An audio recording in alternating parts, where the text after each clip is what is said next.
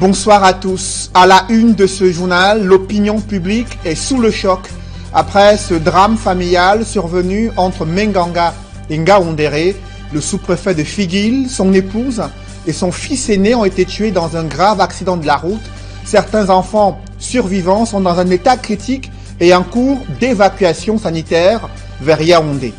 Il était jusqu'ici meilleur joueur de la CAN 2017. Il ne fait pas partie des 23 joueurs convoqués pour la préparation du match contre les Comores. Il s'agit de Christian Bassogok. Quels sont les indicateurs et critères de performance qui ont conduit le nouveau sélectionneur Clarence Sirdorf à effectuer de tels choix? Élément de réponse à suivre dans ce journal.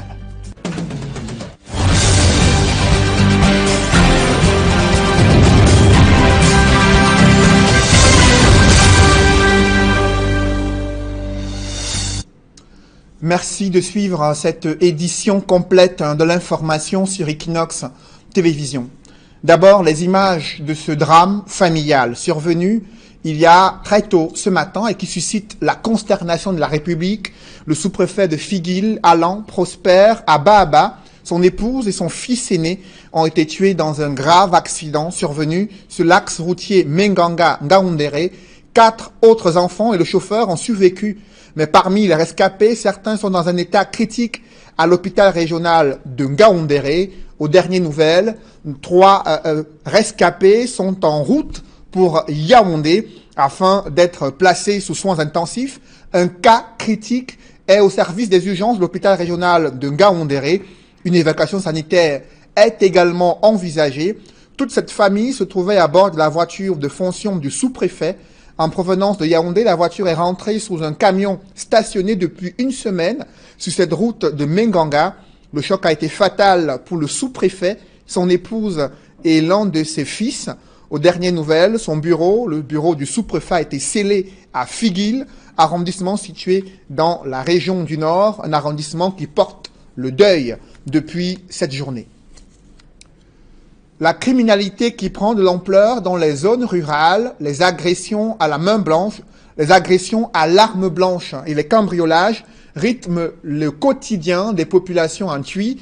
Là-bas, l'insécurité sévit dans cette localité, là où l'enclavement, l'indisponibilité des services sociaux également exaspèrent la pauvreté et bien sûr la misère des populations. Reportage Charles Melengui et Marcelin Gansop. Internée en Banjok, la nommée Biloua Marlise revient de loin. Cette cultivatrice du village d'Imi Savane, dans l'arrondissement de Ntui, a reçu plusieurs coups de machette portés par un voisin dont elle peine encore à comprendre le comportement ainsi que le mobile de l'acte. Nous sommes arrivés dans un bosquet. Il y avait les enfants qui défrichaient à 400 mètres. Il me dit donne-moi le plantain, je t'aide à porter. Je lui donne le plantain, je suis fière que mon fils est en train de m'aider. Je suis devant, il est derrière. J'avais seulement suivi un coup de machette au cou. C'est là où il m'a abattu. Coupé les 2 doigts, coupé tous les mains là.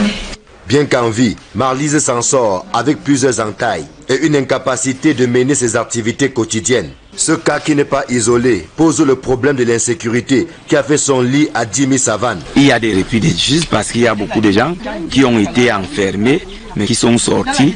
Il y a d'autres qui travaillent effectivement et il y a donc d'autres qui continuent à commettre des dégâts dans le village. Dès qu'on même, directement on saisit les autorités, les forces de l'ordre. Des forces de l'ordre qui réagissent souvent avec beaucoup de retard. La localité ne disposant d'aucune unité de police, encore moins de gendarmerie. Le poste de gendarmerie le plus proche, qui se trouve à Essanja, à environ 40 km d'ici, ne peut pas résoudre les problèmes qui arrivent ici.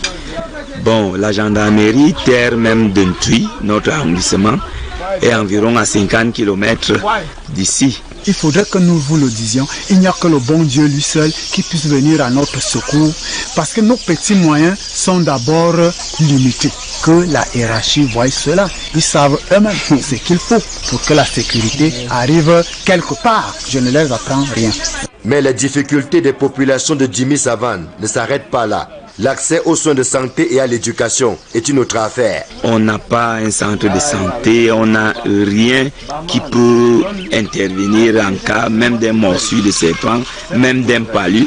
Il faut parcourir 40 km ou 35 km. Vous voyez 35 km avec un malade derrière une moto. Et avec l'état de la route, le malade est obligé de céder en route.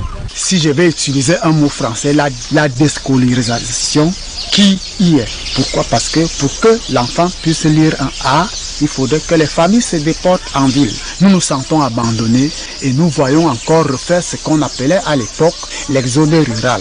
Le vœu des populations de Jimmy Savane est de voir le village érigé en chefferie de 3e degré, avec l'espoir que leurs doléances feront frémir les pouvoirs publics. Vous-même, vous aviez eu pour arriver ici ce que vous avez vu en route comme difficulté.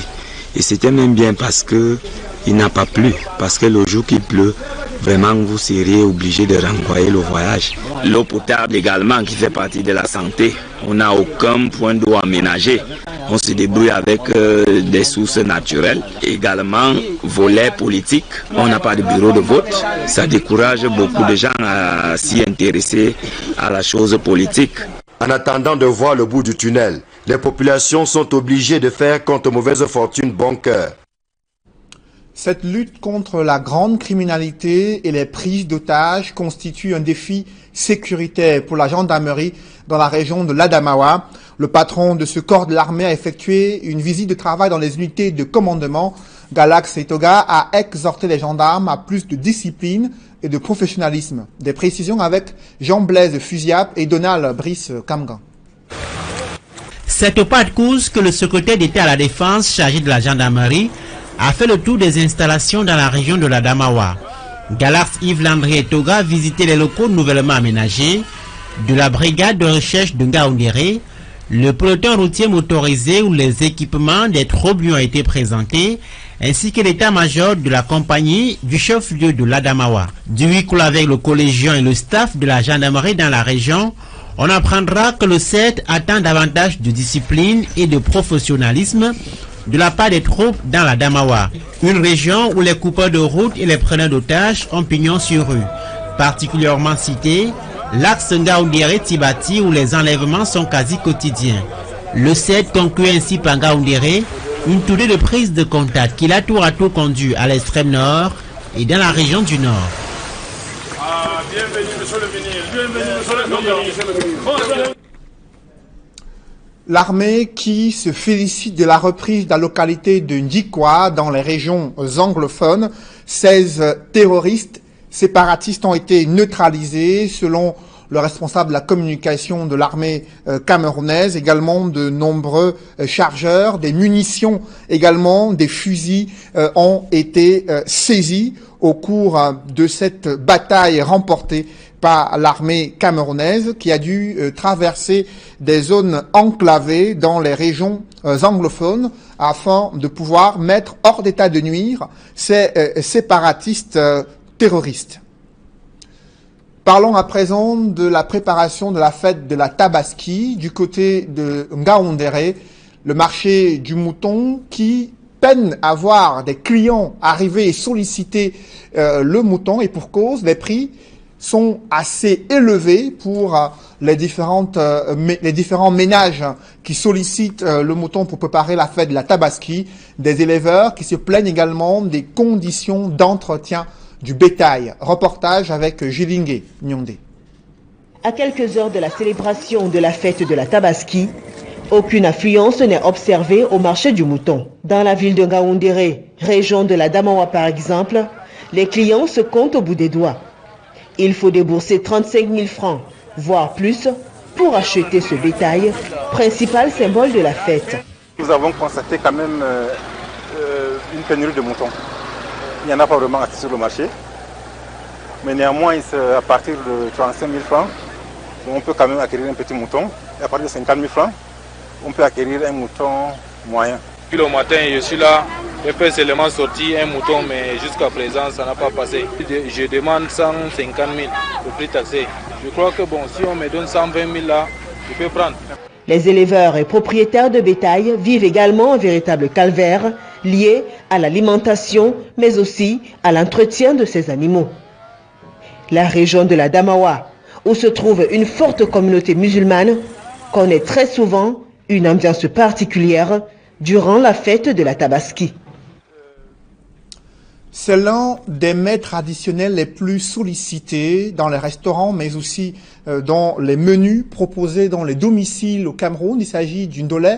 Et vous l'avez observé, les femmes éprouvent de moins en moins de difficultés à préparer ce menu, et pour cause, elles disposent désormais dans les marchés de nombreux assistants qui leur permettent d'avoir ces légumes déjà précuits et bien concoctés avant de pouvoir procéder à la phase finale de la cuisson.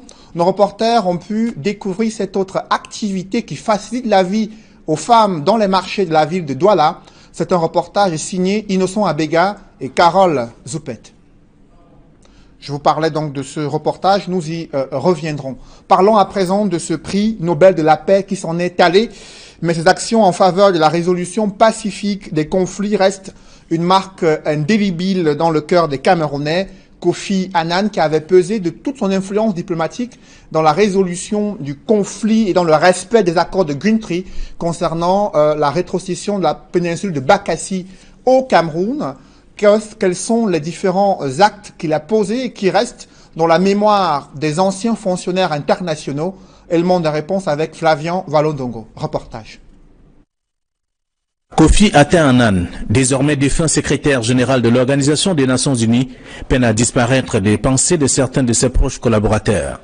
Son arrivée à la tête de l'institution internationale a drainé un air d'innovation. D'aucuns vous diront aujourd'hui au sein des Nations Unies que Kofi Annan reste le meilleur secrétaire général qu'on ait jamais eu en fonction de ses réalisations dans tous les domaines. Dr Simon Monzo, ancien représentant du secrétaire général de l'ONU en Côte d'Ivoire, se souvient des combats pour la paix menés par le Ghanéen durant son séjour à la tête de l'ONU. C'est quelqu'un qui était animé par le souci du bonheur de l'homme, contrairement à ses prédécesseurs. Cela s'est traduit par les réformes qu'il a soutenu au sein de l'organisation, qui mettait l'accent sur la paix, le développement, les droits de l'homme, toutes choses qui touchent à la vie de chacun de nous en tant qu'être humain. Le Cameroun n'oubliera pas de sitôt l'ancien secrétaire général de l'Organisation des Nations Unies au plus fort de la bataille entre Abuja et Yaoundé pour le contrôle de la péninsule de Bakassi. Artisan de la paix, du développement et du respect des droits de l'homme, Kofi Annan est entré en scène pour faire appliquer les accords de Greentree tout en utilisant sa touche particulière.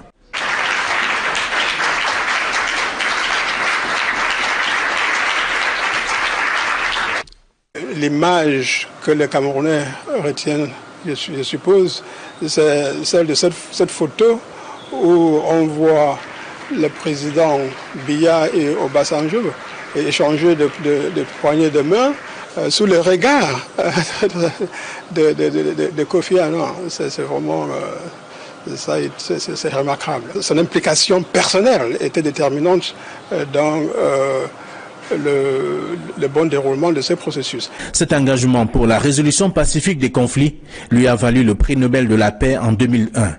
Kofi Annan, durant ses 2 années de mandat passées à la tête de l'ONU, avait également mis sur pied une fondation pour œuvrer dans la lutte contre le VIH-Sida et l'éducation des jeunes Africains. Dans l'escale internationale, les partisans de Soumalay Cissé qui réclament la victoire de la candidat à l'élection présidentielle au Mali, ils ont manifesté en fin de semaine dernière.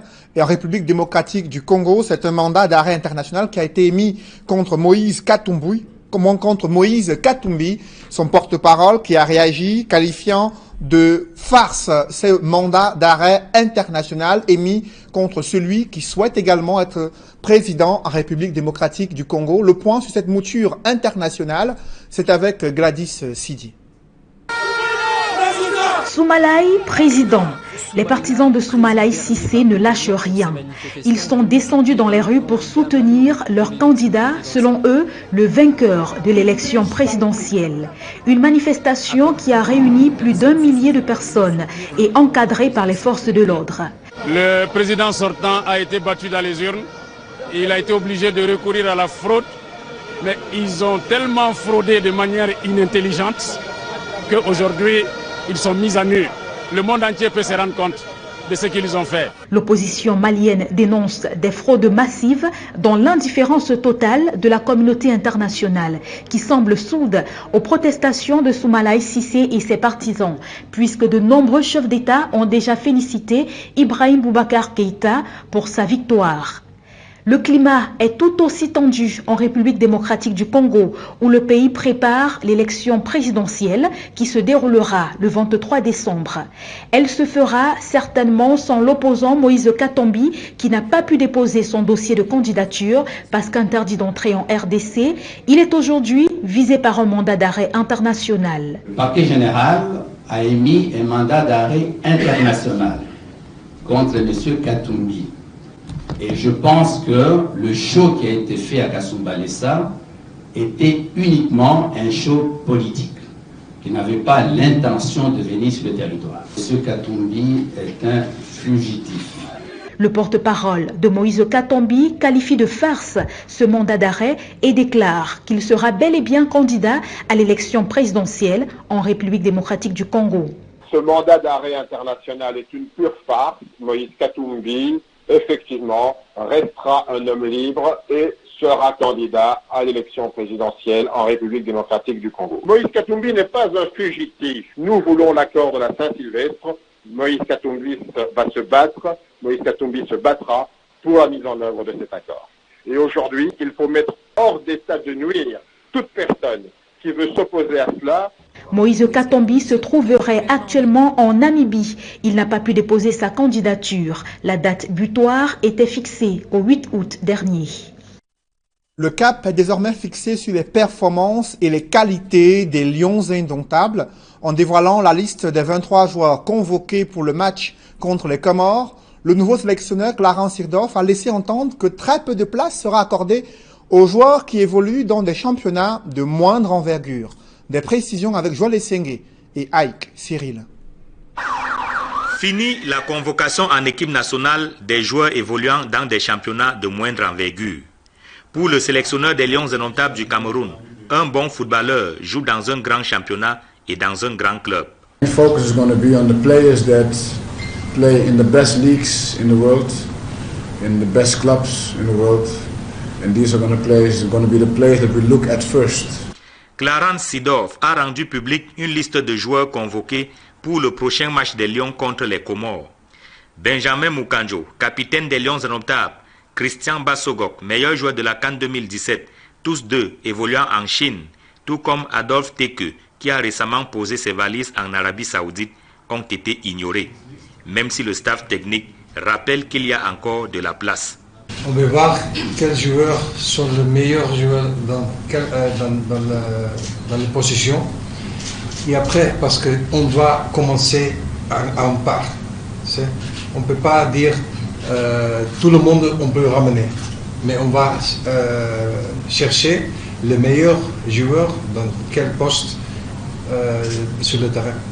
C'est une liste de 23 joueurs qui a été rendue publique, parmi lesquels 3 gardiens de but, André Onana, Fabrice Ondoa et Idriss Carlos Kameni, 8 défenseurs, Faye Collins, Alan Nyom, Félix Eboa, Ngande Ngandui, Yaya Banana, Jérôme Ongene, Gaëtan Bon, Ambroise Oyongo Bitolo.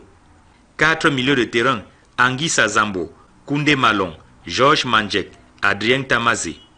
8 attaquants, Toko Ekambi, Mouminga Male, Fabrice Olinga, Edgar Sali, Paul-Georges Ntep, Maxime Choupo-Moting, Vincent Aboubakar et Stéphane Baoken. Le staff technique annonce que 3 autres joueurs seront appelés comme réservistes pour le stage qui se déroulera au Kenya. Le Cameroun croise les Comores le 7 septembre prochain dans le cadre des éliminatoires de la CAN 2019. Mesdames, Messieurs, c'est la fin de ce journal. Merci de l'avoir suivi. Juste après cette édition de 20h, retrouvez Serge Alain Autou et ses invités pour le débrief du journal sur le plateau d'Equinox Soir. Serge Alain. Oui, Cédric Noufele, Benjamin Moukandjo et Christian Bassogok évoluent dans un championnat de moindre envergure. Conséquence, ils n'ont pas été convoqués par Clarence Zedoff et Patrick Kluivert. C'est du moins l'une des analyses qui pourrait être faite après la publication de la liste de ces 23 lions indomptables convoqués pour la préparation de ce match contre les Comores. Il y a une nouvelle équipe qui manage désormais, encadre, sélectionne et entraîne les lions indomptables avec de nouveaux indicateurs de performance. Et vous l'avez suivi, pour Clarence Zedoff, il faut désormais jouer dans de grands clubs de championnat, évoluant dans des grands championnats également, pour pouvoir espérer une sélection dans l'équipe Fagnon de football. Kofi Annan, deuxième Africain à diriger, être à la tête des Nations Unies, s'en est allé le Nobel de la paix 2001, s'en est-on allé, les Camerounais le pleurent. Les Camerounais pleurent également cet homme qui a utilisé toute son influence diplomatique pour permettre au Cameroun de pouvoir récupérer cette presqu'île de Bakassi, malgré les accords de Green Tree qui étaient déjà mis en œuvre et dont l'application avait été confrontée à quelques difficultés, notamment du côté de la partie nigériane. Lui également qui a, durant toute sa vie, été un artisan de la démocratie, des droits de l'homme et des libertés sur le continent africain.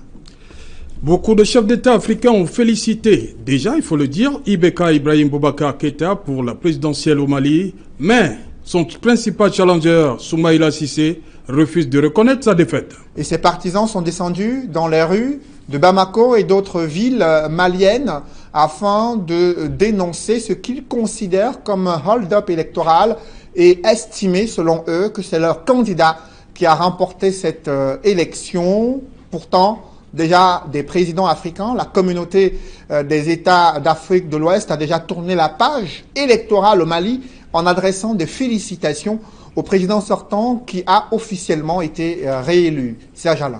Voilà, madame, monsieur, c'est l'essentiel du débrief. Dans un instant, Cédric, bonne soirée à vous. Bonne soirée à vous, Serge Alain. Rendez-vous demain.